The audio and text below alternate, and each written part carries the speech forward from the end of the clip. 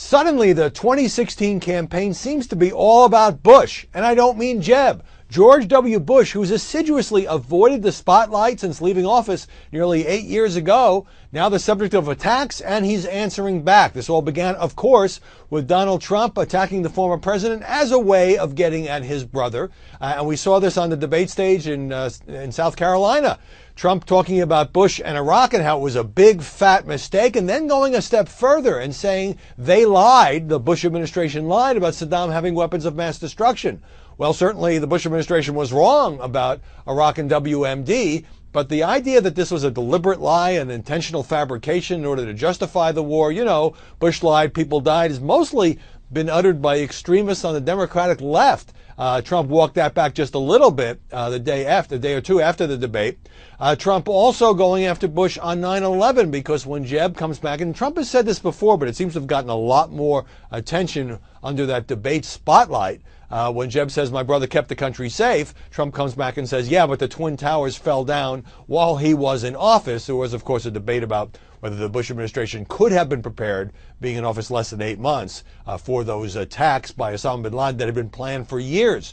So George W. Bush, his foreign policy, his presidency, very much in the spotlight. And what was so unusual here, of course, was seeing a Republican candidate for president attacking the previous Republican president at a GOP debate.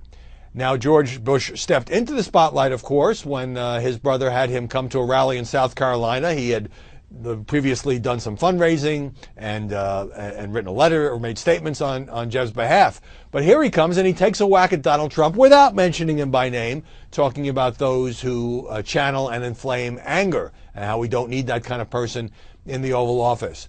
Now, the conventional wisdom among pundits was that all this was going to hurt Trump because George W. Bush, popular in South Carolina among Republicans. I'm not so sure because it's pretty clear by now that Trump is running against the Republican establishment, and what says establishment more than the Bushes, as much as he is running against the Democrats, and he's not running as a doctrinaire conservative.